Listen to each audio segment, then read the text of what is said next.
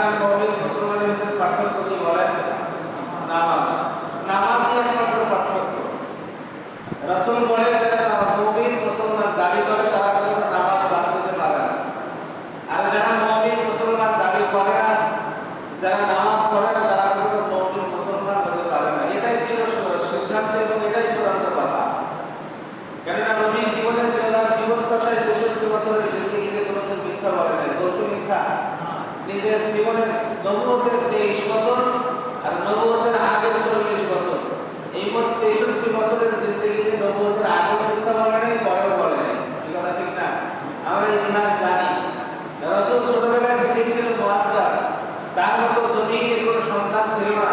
তার চাল চলন আচার ব্যবহার সব কিছু ছিল ভিন্ন। সামাজিক কিছু করলে দেখা যায় নবী সাল্লাল্লাহু আলাইহি ওয়াসাল্লামের শৈশবকাল, শিশুকাল, যৌবনকাল কিভাবে তিনি পার করেছেন, এইভাবে তিনি কাটাইছেন, মানুষের সঙ্গে কিভাবে মিশছেন, এগুলো সব আপনার আমার জন্য আদর্শ। আপনার আমার জন্য এগুলো পাথেয়, কিন্তু আমরা জানি কিন্তু মানার চেষ্টা করি না। যে রাসূল তার জীবন দশায় জিন্দেগিতে কোনোদিন ধোঁকাবাজি করে নাই, কাউকে মিথ্যা বলে নাই, কাউকে ঠকায় নাই, কাউকে কষ্ট দেওয়ার কোনো কথাও বলেন নাই, সেই রাসূল বলতেছেন হাদিসের ভিতরে আল ফারকু বাইনাল মুমিন ওয়াল কাফির আস-সালাহ।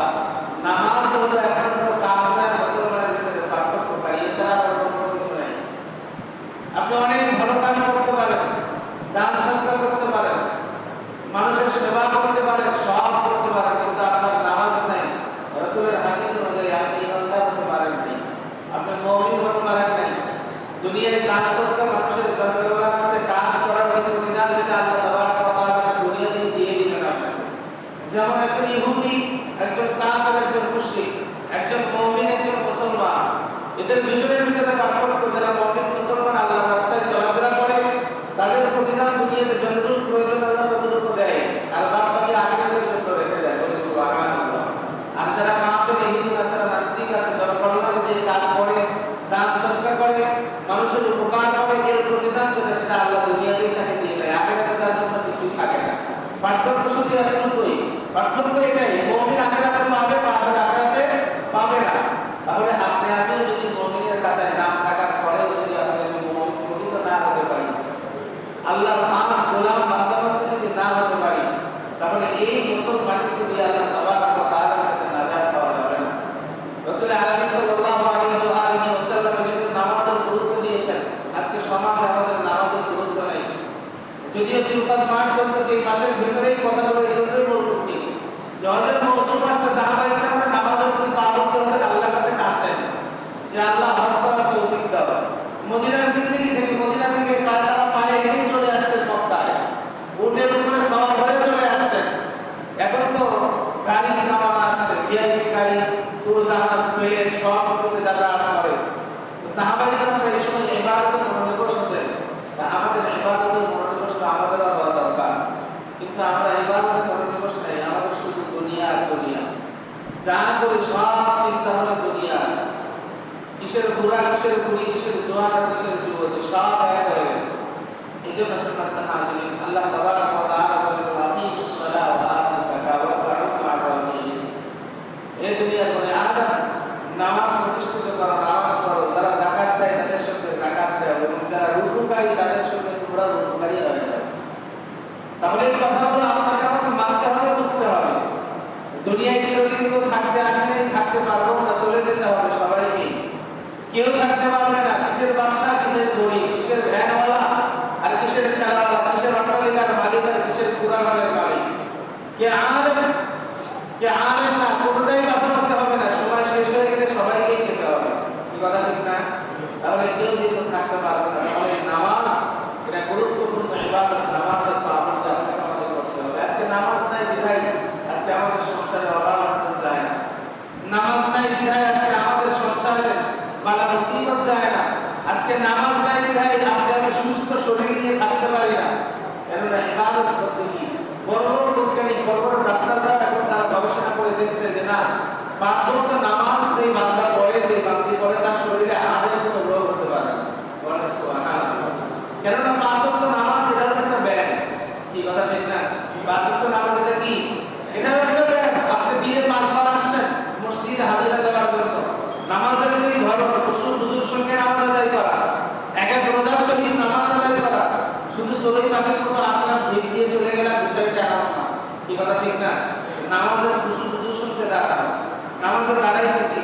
খেয়াল করে দাঁড়ানো। রহমতে আলম নবী বলেন জাহান্নামের ভয় নিয়ে দাঁড়ানো লাগবে। তুমি ফুলসিরাতের উপরে দাঁড়াইছো, পা কুঁচকে দিলেই তোমার জাহান্নামের আগুন নিচে দাও দাও করে চলতেছে, পড়ে গেলে তুমি শেষ হয়ে যাবে। এই খেয়াল করে যদি কেউ দাঁড়াইতে পারে নামাজের মন অন্যদিকে যাবে না। এই জন্য রহমতে আলম নবী বলেন আউয়ালু মা ইউহাসাবু বিহিল আবদু ইয়াওমাল কিয়ামাতিস সালাহ। বান্দা বান্দার আমল নামার ভিতর থেকে সর্বপ্রথম কিয়ামতের ময়দানে নামাজের হিসাব দেওয়া হবে। কিসের হিসাব বলেন? জোরে বলেন কিসের হিসাব? নামাজের হিসাব দেওয়া হবে। প্রত্যেক মুমিন মুমিনাতকে প্রশ্ন করা হবে। আল্লাহ রাসূল সাল্লাল্লাহু আলাইহি ওয়াসাল্লাম মুসলিম শরীফের হাদিসে আসছে আলা কুল্লুকুম রাঈন ওয়া কুল্লুকুম মাসউলুন আন রাঈয়াতিহি। প্রত্যেক ব্যক্তিকে আল্লাহ জিজ্ঞাসা করবেন, যার যার জায়গা থেকে সবাইকে আল্লাহ কাট করায় দাঁড় করাবেন। কাট করায় দাঁড় করায় সর্বপ্রথম প্রশ্ন হবে কিসের? নামাজের প্রশ্ন করা হবে। তোমার নামাজ কি? নামাজ কি আনছো? নামাজ কি পড়েছো? নামাজের ধরনটা কি? রহমতে আলম নবী বলেন নামাজের ধরন যদি কারোর ভালো হয়, নামাজে যদি খুশু পাওয়া যায়, একাগ্রতা পাওয়া যায়, আল্লাহ তাবারাক ওয়া তাআলা ওই বান্দাবান্দির এক নামাজ যদি একটা সিজদাও কবুল হয়ে যায়, এক রাকাত নামাজ যদি কবুল হয়, হতে পারে এর ওসিলা করেও আল্লাহ মাফ করে জান্নাতে দিয়ে দিবেন। সুবহানাল্লাহ। আর রাসূল বলেন যার নামাজ যেমন তার প্রতিদান তেমন পাবে। আজকে আমরা নামাজে দাঁড়াইলে ঘরের চিন্তা, নামাজে দাঁড়াইলে ব্যবসার চিন্তা, নামাজে দাঁড়াইলে ছেলে মেয়ের চিন্তা, নামাজে দাঁড়াইলে সব কিছুর চিন্তা আমাদের মাথার ভিতরে আসে। এই কথা ঠিক না? রাসূল বলেন যখন নামাজের হিসাব নেওয়া হবে আল্লাহ দাঁড় করাবে, এক একজনের নামাজের কাইফিয়ত এক এক রকম হবে। যার নামাজে কোনো আল্লাহর ভয় থাকবে না, খুশু থাকবে না, একাগ্রতা থাকবে না, এদের নামাজকে ময়লা, গন্ধযুক্ত, নেকড়া, তেনা, সিরা এরকম একটা জিনিস বানাবে, বানায় আল্লাহ তার মুখের উপরে নিক্ষেপ করবে, নিক্ষেপ করে বলবে নাও এটা তোমার ইবাদত, এটা তোমার নামাজ, যাও তুমি জাহান্নামে চলে যাও। আল্লাহ যদি কাউকে জাহান্নামে যাওয়ার কথা বলে তার কোনো বার আছে, বিস্তার আছে? জোরে বলেন বিস্তার নেই। তাহলে নামাজ আজকে আমরা পড়তে চাই না। এক কেউ আছে এক অক্ট পড়ি, কেউ আছে দুই অক্ট পড়ি, কেউ আছে তিন অক্ট পড়ি, আবার কেউ আছে পড়ি না, আবার কেউ আছে শুধু শুক্রবারে পড়তে আসি না হয়ে যায়। নামাজের ব্যাপারে তাকিদ রহমতে আলম নবী এভাবে দিয়েছেন। ফজরের নামাজের পরে রাসূল আলাইহি সাল্লাল্লাহু আলাইহি ওয়াসাল্লাম সাহাবায়ে কিরামদেরকে ঘুরে বসে নসিহত করতেন। সাহাবায়ে কিরামদেরকে বলতেন যে দেখো তো আজকে মুসলমান দাবি করে আবার সাহাবা এবং এলাকার মুমিন যারা নামাজে আসে নাই কারা কারা? আল্লাহ রাসূল সাল্লাল্লাহু আলাইহি ওয়াসাল্লাম এই কথা বলার পর সাহাবায়ে কিরামরা এদিক ওদিকে তাকায় বলতেন ইয়া রাসূলুল্লাহ আমাদের আসে নাই। রাসূল তার চেহারা পাল্টায় দিতেন। রাসূল কি বলতেন জানেন? যে আমার মনে চায় যে আমি একজনকে ইমামতের মুসল্লায় দাঁড় করায় দিই, আর প্রতিটা মানুষের ঘরে ঘরে যায় দেখি যে বালেগ পুরুষ আর নারী কারা আছে। নারীরা ঘরে পড়বে নামাজ, আর পুরুষ বালেগ যারা আছে তারা ঘরে যারা শুয়ে আছে, বসে আছে, দুনিয়াবি কাজকর্মে লিপ্ত হয়ে আছে। আমার মন চায় তাদেরকে ঘরে ভিতরে আটকায় দিয়ে কিছু মানুষকে লাকড়ি জমা করতে বলি, ঘড়ি দিয়ে তাদের ঘর ঘরে আগুন দিয়ে জ্বালায় দিই। এটা রাসূলের কথা, হাদিসের ভিতরে আসছে। রাসূল আবার পরোক্ষ করে বলতেছে কিন্তু আমি পারি না দুইটা কারণে। কয়টা কারণে? জোরে বলেন। দুইটা কারণে আমি এই কাজটা করতে পারি না, নাইলে আমি এই কাজ করতাম। কি দুইটা কারণ? এক নাম্বার, ঘরের মধ্যে ছোট্ট নাবালের সন্তানরা থাকে যাদের উপরে নামাজ ফরজ হয়নি, যাদের উপরে নামাজের ওয়াজিবাত আসে নাই, ইসলামের হুকুম আহকাম অর্পিত হয়নি, এরা একমাত্র শিশু নাবালের সন্তান থাকার কারণে, আর দ্বিতীয় নাম্বার নারী ঘরে থাকার কারণে আমি রাসূল তাদের ঘরে আগুন জ্বালাইতে পারি না। তাহলে এটা তো দুইটা মাসআলা হলো। নারীরা নামাজ পড়বে কোথায়? সবাই বলেন কোথায় নামাজ পড়বে? নারীদের জন্য মসজিদে আসার জন্য অনুমতি নেই, নারীদের জন্য মসজিদে নামাজ পড়ার কোনো অনুমতি নেই। এখন বলতে পারেন হুজুর আগেকার যুগে তো ছিল, সাহাবায়ে কিরামদের যুগে বিধান নাযিল হওয়ার পূর্বে তো অনেক কিছুই জায়েজ ছিল। সাহাবায়ে কিরামরা ঈমান গ্রহণ করার পরে মদ পান করছেন। যতদিন পর্যন্ত মদ হারাম কোন আয়াত নাযিল না হয় নাই, আয়াত নাযিল হয় নাই, ততদিন পর্যন্ত সাহাবায়ে কিরামরা মদ পান করছেন। কি কথা ঠিক না?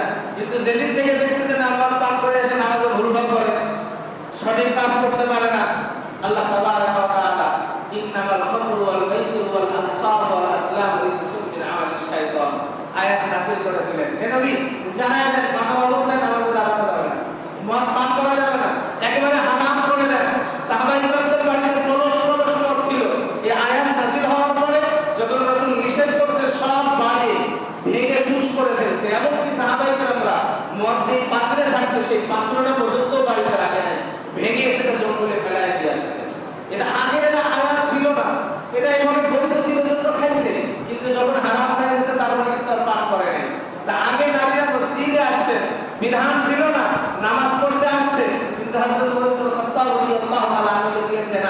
আস্তে আস্তে দিন যত যাচ্ছে তত এই জমিনের ভিতরে ফাহিশার কাজ বেড়ে যাচ্ছে। নারীদের ইজ্জত থাকে না, নারীদের সম্মান থাকে না, নারীদের লাঞ্ছিত করবে। এই কারণে হযরত ওমর ইবনে খাত্তাব রাদিয়াল্লাহু তাআলা একা একা সিদ্ধান্ত নেয় নাই, বড় বড় সাহাবায়ে কেরামদের নিয়ে বৈঠক বসায় চূড়ান্ত সিদ্ধান্ত নিয়ে বললেন নারীদের জন্য মসজিদে আসা নিষেধ। এটা আপনার আমার ভালোর জন্য করেছে। আজকে দেখেন না সমাজে আজকে নারী মসজিদে নামাজ পড়তে আসে, নামাজ তো পড়তে আসে না, বড় পুরুষকে নষ্ট করতে আসে। নামাজ পড়তে আসে, লিপস্টিকের অবস্থা খারাপ, সাজগোজের অবস্থা খারাপ, পর্দা পুশিটা তো নাই, আবার গায়ের ভিতরে সুগন্ধি লাগায় তারপর মসজিদে আসে। কি এমন আছে না নাই? শহর বন্দরে বাংলাদেশের ভিতরে মডেল মসজিদ চালু হয়েছে, সরকার মডেল মসজিদ করছে মানুষের উপকারের জন্য। উপকারের ভিতরে খজুর ঢুকায় দিয়েছে, নারীদের আর পুরুষের একসাথে নামাজ, ওটা নামাজ হয় না। ওই নামাজ পড়ে না ওটাকে।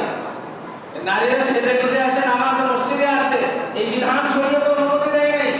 নারীদের জন্য সাজগোজ করে ঘরের ভিতরে থাকতে বলছে, স্বামীর কাছে থাকতে বলছে, সাজগোজ করে বাইরে আসার অনুমতি নারীদের নাই। কিন্তু আজকে স্বামীর সামনে নারীরা সাজে না, সাজে বাইরে মানুষের জন্য। কি কথা ঠিক না? তাহলে নামাজের বিধান এটা গুরুত্বপূর্ণ একটা বিধান। যে কথা বলতেছিলাম, রাসূল কি বললেন? আমার মনে চায় ঘরবাড়িতে আগুন জ্বালায় দেই, কিন্তু পারি না সন্তান, শিশু আর নারীদের কারণে। তাহলে এখানে রাসূল কারীম সাল্লাল্লাহু আলাইহি ওয়াসাল্লাম নামাজের গুরুত্ব বুঝাইছেন। অদস্ত ও যুবক ভাই বাবাজিরা, মাইকের আওয়াজ যত দূর যায় পর্দার আড়ালে বাজারেরা, তাহলে আপনাকে আজকে নামাজ থেকে কেন দূরে সরে যাচ্ছে? নামাজ কেন পড়তে চাই না? মসজিদ হাহাকার করে, আজকে মসজিদে মুসল্লি পাওয়া যায় না। কোন ধোঁকায় পড়ছে আজকে, কোন ধোঁকায় পড়ছে আপনি আমি? নামাজ পড়ে করে যারা আলেম তারাই শুরু করবে, যারা তালেবে তারা নামাজ পড়বে, যারা আল্লাহওয়ালা তারা নামাজ পড়বে না। নামাজ বাদে পুরুষ এবং নারী সবার জন্য পর্যায়ে। কি কথা ঠিক না? আজকে মা বাবা সন্তানদের দোষ দেয় যে সন্তান কথা শোনে না, এই করে না, সেই করে না। ও বাবা, সন্তানের দোষ দিয়ে লাভ নাই, সন্তানকে আপনাকে করতে হবে। কি কথা ঠিক না? সন্তানকে আপনাকে মানুষের মতো মানুষ বানাইতে হবে। ইসলামের শিক্ষা দিবেন না, নামাজ পড়াইবেন না, আর সেই সন্তানের উপরে পরবর্তীতে দোষারোপ করবেন, লাভ নাই। এই দোষারোপ করে এই দোষ আপনার উপরেই আসবে। আসলে ময়দানে এই সন্তান আপনার বিরুদ্ধে আপিল জারি করবে, এই সন্তান আপনার বিরুদ্ধেই আল্লাহর কাছে বলবে, রব্বানা আতিনি বি'ইলমি মিনাল আযাব ওয়া লা'আনহুম লা'নান কাবীরা। এই কথা তো আমার না, এই কথা কার? এজন্য বলেন এই কথা কার? এই আয়াত নাযিল করেছেন কে? আল্লাহ নাযিল করেছেন। আল্লাহ বলতেছেন হাসরের ময়দানে এই সন্তান মা বাবাকে আঙ্গুল দিয়ে দেখায় দিবে আর বলবে, আল্লাহ রব্বানা আতিনি বি'ইলমি মিনাল আযাব, আমাকে যে শাস্তি তুমি আজকে দিবা, এই শাস্তি দ্বিগুণ বানায়া, ডবল বানায়া আমার মা বাবাকে আগে দাও। বলেন আলহামদুলিল্লাহ।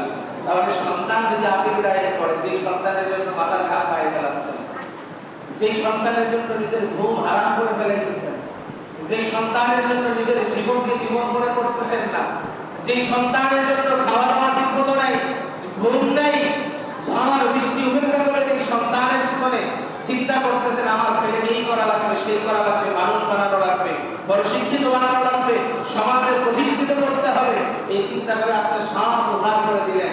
একবারও কি চিন্তা করছেন যে আপনার এই সন্তান নামাজ পড়ে না, সঠিক রাস্তায় চলে না, ওলামায়ে কেরামকে মুহাব্বত করে না, গাঞ্জাখোর, ইয়াবাখোর, ট্যাবলেটখোর তাদের সঙ্গে চলাফেরা করে, যারা দুশমন জমিনে আল্লাহ রাসূলের দুশমন তাদের সঙ্গে মুহাব্বত করে চলে, একবারও কি চিন্তা করছেন যে এই সন্তানই তো হাসরের ময়দানে আমাকে জাহান্নামের কারণ হয়ে দাঁড়ানো লাগবে? যদি এই চিন্তা করতাম তাহলে সন্তানকে বরদিক বানাতে পারতাম না। কি কথা চিন্তা করে বলেন? তাহলে নামাজের গুরুত্ব অবশ্যই আপনাকে আমাকে দিতে হবে। এলাকার ভিতরে শান্তি ওই সময় আসবে যে সময় প্রতিটা ঘরের মানুষ পর্দানিশী হবে, নামাজি হবে। এলাকার ভিতরে শান্তি ওই সময় আসবে যখন মানুষগুলো মসজিদমুখী হবে। আজকে মসজিদমুখী হতে পারে না, আজকে এত পাহাড়ছাড়ি, আজকে এত অভাব অনটন, আজকে বৃষ্টি অনাবৃষ্টি, এর কারণ কি? একমাত্র ইবাদত নাই, নামাজের পরে চোখের পানি ফেলায় আল্লাহর কাছে কান্নাকাটি নাই। এই কারণে বালা বিসমিল্লাহ আল্লাহ তাবারাক ওয়া তাআলা দিয়েছেন। রহমতে আদম নবী সাইয়্যিদুনা মুহাম্মদুর রাসূলুল্লাহ সাল্লাল্লাহু আলাইহি ওয়াসাল্লাম, যিনি নামাজের সময় হলে তিনি আর অস্থির হয়ে যেতেন, ঠিক থাকতে পারতেন না।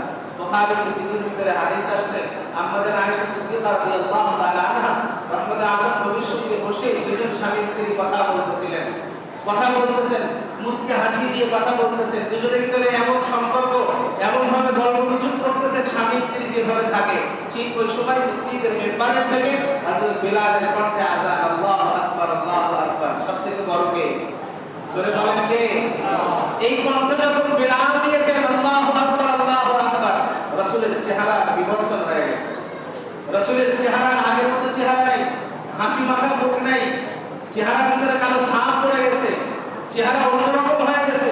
আমাদের আয়েশা সিদ্দিকা রাদিয়াল্লাহু তাআলা আনহা ঘাবড়ে গেলেন, কি ব্যাপার, হঠাৎ করে আমার স্বামী কি হলো, চেহারা এমন হয়ে গেল কেন?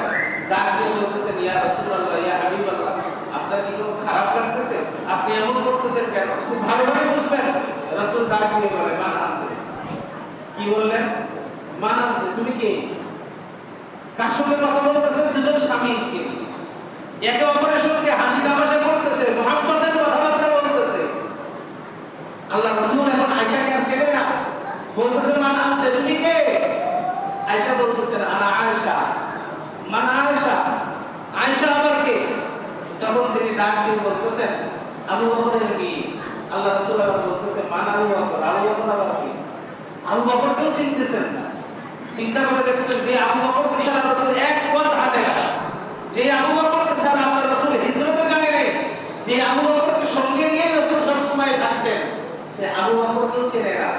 আল্লাহ রাসূল সাল্লাল্লাহু আলাইহি ওয়াসাল্লাম এই কথা যখন বললেন, হযরত আমাদের আয়েশা সিদ্দিকা রাদিয়াল্লাহু তাআলা তার চোখের থেকে অঝরছে পানি পড়তেছে, কাঁদতেছে, তিনি ঘাবড়ে গেলেন। আমার স্বামীর বুঝি কি যেন কি হয়ে গেছে। বলতেছে, ইবনে কুহাফার সন্তান আবু বকর। বলে, ইবনে কুহাফা বলবে? আবু বকরের বাবাকেও সে চিনতেছেন না। ঠিক ওই সময় সিদ্দিক আকবর রাদিয়াল্লাহু তাআলা আনহা আমাদের আয়েশার ঘরের দরজায় এসে সালাম দিলেন। বাবার কণ্ঠের আওয়াজ শুনে নিয়ে দৌড়ায় দরজা খুলে দিলেন। বুকের সঙ্গে মাথা ঠেকায় কাঁদতেছেন, হাওমাও করে, আর বলতেছে, বাবা তুমি এসেছো ভালোই হয়েছে, দেখো আমার স্বামীর কি যেন হয়েছে, আমাকে চিনতেছে না, তোমাকেও চেনে না, তোমার বাবার নাম বললাম তাও চিনতেছে না। আবু বকর সিদ্দিক রাদিয়াল্লাহু তাআলা আনহু বিষয়টা বুঝতে পারলেন, বুঝে বলতেছে, মা ঘাবড়ানোর কোনো কারণ নেই, ভয়ের কোনো কারণ নেই, মসজিদে আযান চলতেছে, আযান শেষ হয়ে গেলে রাসূল আবার স্বাভাবিক হয়ে যাবে। কেননা যেই নবী আল্লাহকে এত মহব্বত করে, এত ভালোবাসে, আল্লাহর নাম শোনার সাথে সাথে রাসূল তার নিজেকে কন্ট্রোল করতে পারে নাই। আমাদের আয়েশা সিদ্দিকা রাদিয়াল্লাহু আনহা হাদিস বর্ণনা করেন, এরপরে মা আর বাবা, মেয়ে আর বাবা দাঁড়ায় দিকে কথা বলতেছে, আযান শেষ হয়ে গেল, লা ইলাহা ইল্লাল্লাহ মুহাম্মাদুর রাসূলুল্লাহ রাহমাতুল লিল আলামিন ডাক দিয়ে বলে, আয়েশা একটু আমাকে পানি দাও। আল্লাহু আকবার, কি চাচ্ছে? একটু আগে কিন্তু চিনল না আয়েশা, এখন কি বলতেছে? আমাকে পানি দাও। আমাদের আয়েশা দৌড়ায় মশকের ভিতরে পানি আনছেন, ইয়া রাসূলুল্লাহ আপনি আমাকে চিনতে পারছেন? বলে, কেন, তুমি আমার বিবি আয়েশা, তোমাকে না চেনার কি আছে? বলে, একটু আগে তো আপনি আমাকে চেনেন নাই। বলে, কই তোমাকে চিনি নাই, তুমি তো আমার এখানে ছিলা। কই না, আপনি আমাকে চিনতে পারেন নাই, আমার বাবাকে চেনেন নাই। আমাদের আয়েশা সিদ্দিকা রাদিয়াল্লাহু তাআলা শোনার পর রাহমাতুল লিল আলামিন কাঁদতেছেন আর বলতেছেন, আসসালাহ আসসালাহ, আমার উম্মতদেরকে বলো তারা যেন নামাজ বাদ না দেয়, আমার উম্মতরা যেন নামাজ ছেড়ে না দেয়, আমার উম্মতরা মসজিদে আযান হলে যেন নামাজে চলে যায়, আল্লাহর সঙ্গে যেন এত গভীর সম্পর্ক তারা স্থাপন করে যে মসজিদের আযান শুনলে দুনিয়ার কাজ আর তাদের যেন না হয়, এমন সম্পর্ক গড়ে চলে। রাহমাতুল লিল আলামিন মুমূর্ষু অবস্থায় পড়ে আছে জমিনে, নামাজ পড়ানোর মতো অবস্থা নাই। ওই সময় রাসূল বলতেছেন, আসসালাহ আসসালাহ। সিদ্দিক আকবর রাদিয়াল্লাহু তাআলা আনহুকে দাঁড় করায় দিলেন সাহাবায়ে কেরাম, যে রাসূল আসতেছেন না, নামাজের সময় পার হয়ে যাচ্ছে, আবু বকর সাহেব আপনি যান নামাজ পড়ান। আমাদের আয়েশা সিদ্দিকা বলেন, আবু বকর যখন নামাজের মুসল্লায় দাঁড়াইছে মসজিদে নববীর ভিতরে, রাহমাতুল লিল আলামিন ডাক দিয়ে বলতেছে, আয়েশা আমার তো যাওয়ার মতো অবস্থা নাই, একটু আমার মাথাটা মসজিদে নববীর ভিতরে একটু উঁচু করে দাও, আমি একটু দেখি আমার ইন্তেকাল করে যেন আমার সাহাবা আর উম্মতরা এখন যাওয়া করতে হয় আমাদের। সুবহানাল্লাহ। তাহলে নামাজের গুরুত্ব রাসূল ইন্তেকালের সময় দিয়েছেন। আজকে আমাদের নামাজের গুরুত্ব নেই, নামাজ ছেড়ে দিয়েছি আজকে আমরা। এজন্য যুবক ভাই বাবাজিদেরকে বলবো, খবরদার, এই নামাজই আপনাকে নাজাত দিবে। আর যদি নামাজ না থাকে কোনো কিছুতেই আপনার কিছু হবে না। কেননা রাসূল বলেছেন, আউয়ালু মা ইউহাসাবু বিহিল আবদু ইয়াওমাল কিয়ামাতিস সালাহ, হাশরের ময়দানে সর্বপ্রথম বান্দা বান্দীর নামাজের হিসাব দেওয়া হবে। কিসের হিসাব দেওয়া হবে ধরে বলেন? সবাই বলেন কিসের হিসাব? নামাজের হিসাব দেওয়া হবে। এই যে বাচ্চারা মসজিদে আসে, এটা নিয়ে অনেকেই রাগারাগি করে, মন কষাকষি করে, রাগারাগি করবেন না। এই যুগের ছেলেরা তো মসজিদে আসে, আর কিছুদিন গেলে মসজিদকে সব মন্দিরে যাবে, কি কথা ঠিক না? বাচ্চারা মসজিদে আসবে, তাদেরকে নিয়ে আসবেন, তারা দৌড়াদৌড়ি করুক, সমস্যা নাই, নামাজের সামনে দিয়ে যাক, সমস্যা নাই, এটা আপনার কোনো সমস্যা নেই। আপনি নামাজে দাঁড়াইছেন, তো বাচ্চা তো কিছু বোঝে না, ও যে একটা শিক্ষা দিতেছে এটাই আপনার জন্য লাভ, কি কথা ঠিক না?